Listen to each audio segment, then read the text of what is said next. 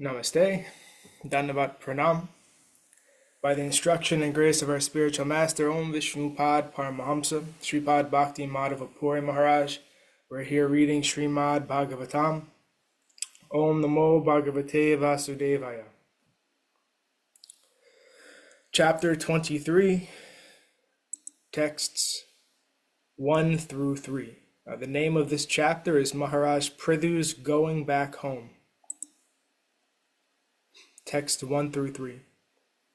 Maitreya uvacha drishtvatmanam pravayasam ekadha vainya atmavan atmana varditashesha svanusharga prajapati jagathastatushaschapi Vritido dharma britsatam nishpaditeshvaradesho yad artam iha jagivan atmajeshvatma jamnyasya virahadrudatim iva prajasu vimanasheka Sadharo Gatapovanam. At the last stage of his life, when Maharaj Pṛthu saw himself getting old, that great soul, who was king of the world, divided whatever opulence he had accumulated amongst all kinds of living entities, moving and non-moving. He arranged pensions for everyone according to religious principles, and after executing the orders of the Supreme Personality of Godhead in complete coordination with him, he dedicated his sons unto the earth, which was considered to be his daughter. Then Maharaj Pṛthu left the presence of his citizens, who were almost lamenting and crying from feeling separation from the king, and went to the forest alone with his wife to perform austerities. Purport. Maharaj Pṛthu was one of the Shakti-Avesh incarnations of the Supreme Personality of Godhead, and as such he appeared on the surface of the earth to execute the orders of the Supreme. As stated in Bhagavad Gita, the Supreme Lord is the proprietor of all planets, and he is always anxious to see that in each and every planet the living entities are happily living and executing their duties. As soon as there is some discrepancy in the execution of duties, the Lord appears on earth, as confirmed in Bhagavad Gita 4.7, Yadha yadha hi dharmasya glanir bhavati bharata. Since there were so many discrepancies during the reign of King Vina, the Lord sent his most confidential devotee to Maharaj Pṛthu to settle things. Therefore, after executing the orders of the Supreme Personality of Godhead and settling the affairs of the world, Maharaj Pṛthu was ready to retire. He had been exemplary in his governmental administration, and now he was to become exemplary in his retirement. He divided all his property amongst his sons and appointed them to rule the world. And when he went to the forest with his wife, it is significant in this connection that it is said that Maharaj Pṛthu retired alone, and at the same time took his wife with him. According to Vedic principles, when retiring from family life, one can take his wife with him, for the husband and wife are considered to be one unit. Thus they can both combinedly perform austerities for liberation. This is the path that Maharaj Pṛthu, who was an exemplary character, followed. And this is also the way of Vedic civilization.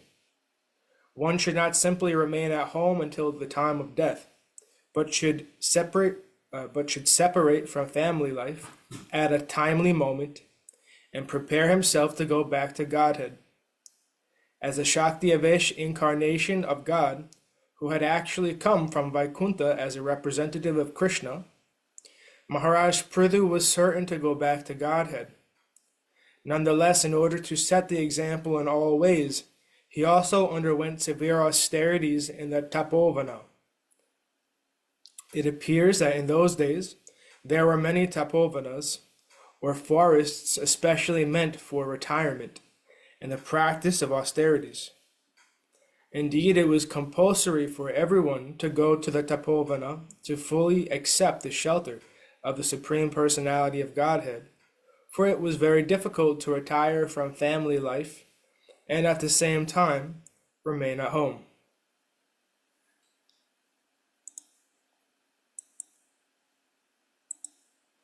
Text 4. Tatrapyadapya niyamo vaikhanasa sushamate arabda ugratapasi yatasva vijaye pura. After retiring from family life, Maharaj Pṛthu strictly followed the regulations of retired life and underwent severe austerities in the forest. He engaged in these activities as seriously as he had formerly engaged in leading the government and conquering everyone. Purport. As it is necessary for one to become very active in family life, similarly, after retirement from family life, it is necessary to control the mind and senses. This is possible when one engages himself fully in the devotional service of the Lord. Actually, the whole purpose of the Vedic system, the Vedic social order, is to enable one to ultimately return home back to Godhead. The Grihastha ashram is a sort of concession, combining sense gratification with a regulative life. It is to enable one to easily retire in the middle of life and engage fully in austerities in order to transcend material sense gratification, once and for all. Therefore, in the vanaprastha stage of life, tapasya or austerity is strongly recommended. Maharaj Pṛthu followed exactly all the rules of vanaprastha life, which is technically known as Vaikhanasa ashram. The word Vaikhanasa sushamate is significant because in vanaprastha life, the regulative principles are also to be strictly followed. In other words, Maharaj Pṛthu was an ideal character in every sphere of life. Mahajano yenha gata sa pantaha. Sa pantaha. One should follow in the footsteps of great personalities. Thus, by following the exemplary character of Maharaj Pṛthu, one can become perfect in all respects while living this life or while retiring from active life. Thus, after giving up this body, one can become liberated and go back to Godhead. Text 5. Kandamula falahara shushka parnashanakvachit abhaksha kati chit pakshan vayu bhakshas tata param. In the tapovana, Maharaj Pṛthu sometimes ate the trunks and roots of trees. Sometimes he ate fruit and dried leaves. And for some weeks he drank only water. Finally, he lived simply by breathing air.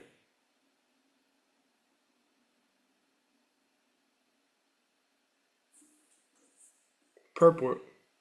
In Bhagavad Gita, yogis are advised to go to a secluded place in the forest and live alone in a sanctified spot there. By Pṛthu Maharaja's behavior, we can understand that when he went to the forest, he did not eat any cooked food sent from the city by some devotees or disciples. As soon as one takes a vow to live in the forest, he must simply eat roots, tree trunks, fruits, dried leaves, or whatever nature provides in that way. Pṛthu Maharaj strictly adopted these principles for living in the forest, and sometimes he ate nothing but dried leaves and drank nothing but little water. Sometimes he lived on nothing but air, and sometimes he ate some fruit from the trees. In this way he lived in the forest and underwent severe austerity, especially in regards to eating. In other words, overeating is not at all recommended for one who wants to progress in spiritual life. Sri Rupa Goswami also warns that too much eating and too much endeavor, atyahara prayashascha, are against the principles by which one can advance in spiritual life. It is also notable that according to Vedic injunction, to live in the forest is to live in the mode of complete goodness, whereas to live in the city is to live in the mode of passion, and to live in a brothel or drinking house is to live in the mode of ignorance. However, to live in a temple is to live in Vaikuntha, which is transcendental to all modes of material nature. This Krishna consciousness movement affords one the opportunity to live in the temple of the Lord, which is as good as Vaikuntha. Consequently, a Krishna conscious person does not need to go to the forest and artificially try to imitate Maharaj Pṛthu or the great sages and munis who used to live in the forest. Srila Rupa Goswami, after retiring from his minister's seat in the government, went to Vrindavan and lived beneath a tree. Like Maharaj Pṛthu, since then, many people have gone to Vrindavan to imitate Rupa Goswami's behavior. Instead of advancing in spiritual life, many have fallen into material habits, and even in Vrindavan have become victims of illicit sex, gambling, and intoxication. The Krishna consciousness movement has been introduced in the Western countries, but it is not possible for Westerners to go to the forest and practice the severe austerities which were ideally practiced by Pṛthu Maharaj or Rupa Goswami. However, Westerners or anyone else can follow in the footsteps of Srila Bhaktisiddhanta Saraswati Thakur by living in the temple, which is transcendental to residence in a forest, and to vow to accept Krishna Prasad and nothing else, follow the regulative principles, and chant 16 rounds daily of the Hare Krishna mantra. In this way, one's spiritual life will never be disturbed. Text 6. Grisme pancha tapaviro varshasvasthara sanmuni akanta magna shishire udhake standile saya. Following the principles of forest living and the footsteps of the great sages and munis, Pṛthu Maharaj accepted 5 kinds of heating processes during the summer season, exposed himself to torrents of rain in the rainy season, and in the winter stood in water up to his neck. He also used to simply lie down on the floor to sleep.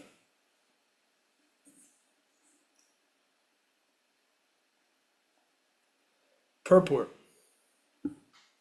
These are some of the austerities executed by the jnanis and yogis who cannot accept the process of bhakti yoga. They must undergo such severe types of austerity in order to become purified from material contamination. Pancha tapa refers to 5 kinds of heating processes. One is enjoined to sit within a circle of fire with flames blazing from 4 sides and the sun blazing directly overhead. This is one kind of pancha tapa, recommended for austerity. Similarly, in the rainy season, one is enjoined to expose himself to torrents of rain, and in winter, to sit in cold water up to his neck. As far as bedding is concerned, the ascetic should be content with simply lying on the floor. The purpose for undergoing such severe austerities is to become a devotee of the Supreme Personality of Godhead, Krishna, as explained in the next verse.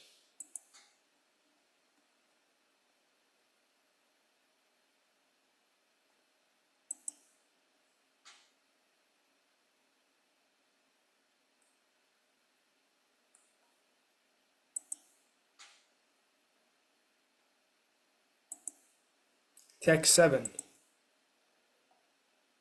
Titikshoryatta bhagdanta ordvareta jitanila arir adhyayishu krishnam acharat tapa uttamam. Maharaj Pṛthu underwent all these severe austerities in order to control his words and his senses, to refrain from discharging his semen, and to control the life air within his body. All this he did for the satisfaction of Krishna. He had no other purpose. Purport. In Kali Yuga, the following is recommended. Haranam, Haranam, Haranam, Eva Kevalam. Kalo Nasteva, Nasteva, Nasteva, Gatir Anyata. From the Brihan Naradiya Purana. In order to be recognized by Krishna, the Supreme Personality of Godhead, one should chant the holy name of the Lord continuously, 24 hours a day. Unfortunate persons who cannot accept this formula prefer to execute some type of pseudo meditation without accepting the other processes of austerity. The fact is, however, that one must accept either the severe method of austerity described above to become purified, or take to the process of devotional service recommended for pleasing the Supreme Lord Krishna. The person who is Krishna conscious is most intelligent, because in Kali Yuga it is not at all possible to undergo such severe austerities. We need only follow great personalities like Lord Chaitanya Mahaprabhu. In his Sikshastaka, Lord Chaitanya wrote, Param Vijayate Shri Krishna Sankirtanam. All glories to the holy names of Lord Krishna, which from the very beginning purify the heart and immediately liberate one. Bhava Mahadavagni Nirvapanam. Bhava Mahadavagni Nirvarpanam. Okay. If the real purpose of all yoga is to please Lord Krishna, then this simple bhakti yoga system recommended for this age is sufficient. It is necessary, however, to engage constantly in the service of the Lord. Although Pṛthu Maharaj executed his austerities long before the appearance of Lord Sri Krishna on this planet, his purpose was still to please Krishna.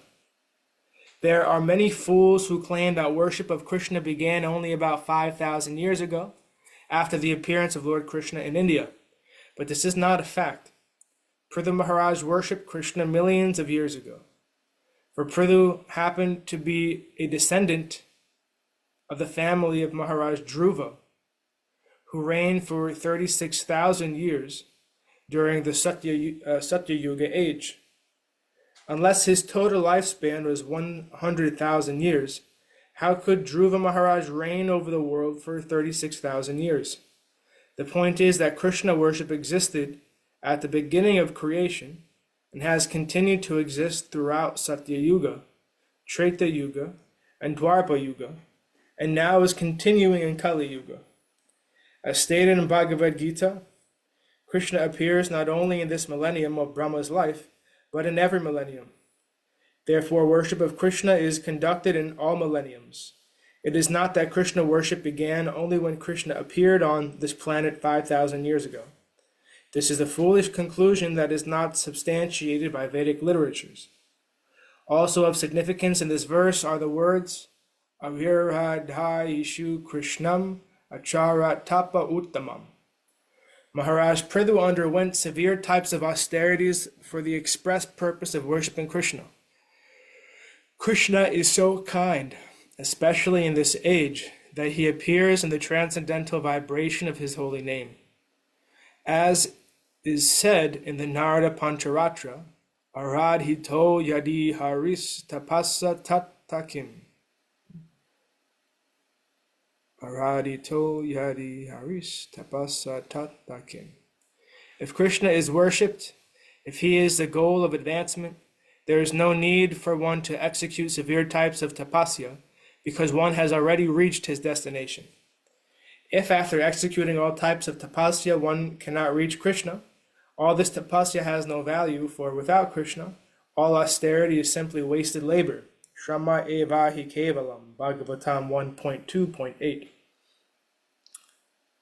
We should therefore not be discouraged just because we cannot go to the forest and practice severe austerities. Our life is so short that we must strictly adhere to the principles laid down by the Vaishnava Acharyas and peacefully execute Krishna consciousness. There is no need to become despondent. Narottam Das Thakur recommends Anande Bolo Hari Bhaja Vrindavan Shri Guru Vaishnava Pade Majaya Mana.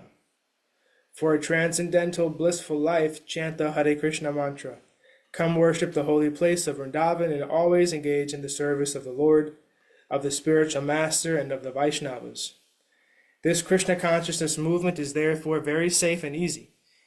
We have only to execute the order of the Lord and fully surrender unto him.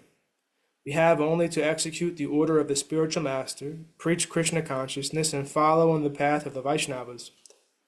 The spiritual master represents both Lord Krishna and the Vaishnavas.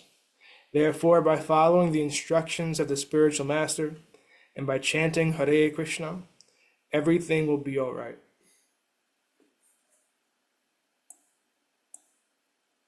And thus ends our reading for today. We will continue from text 8 on Wednesday. Were there any contributions or comments or questions from the assembled devotees? Jai Om Vishnupad Paramahamsa Sripad Bhakti Madhava Puri Maharaj Ki Jai. Jai Srila Prabhupada, Srila Guru Maharaj, Srila Gurudev, Srila Acharya Dev, Srila Shanta Maharaj Ki Jai. Jai Rupa Nuga Guru Varga Ki Jai. All glories to the assembled devotees, all glories to the worldwide devotees. Sama Bhaktiveda Vrinda Ki Jai.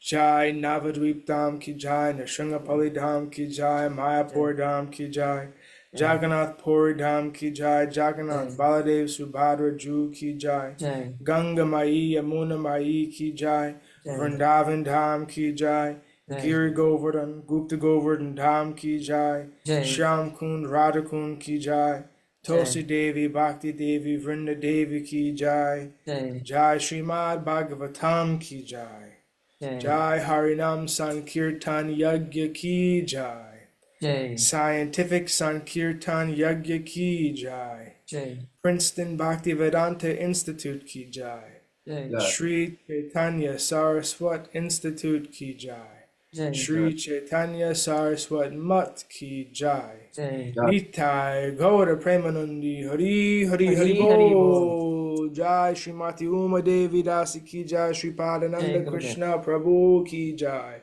Hari Bol. Sripad Krishna Keshav Prabhu Ji Ki Jai. Jai. Jai Gurudev. Have a nice good day. You too, Ananda Krishna Prabhu. It looks very sunny there in Sao Paulo. Yes, Jordan. The fields of Jordan are being bathed in sunshine, huh? Jai Gurudev. Hare Krishna.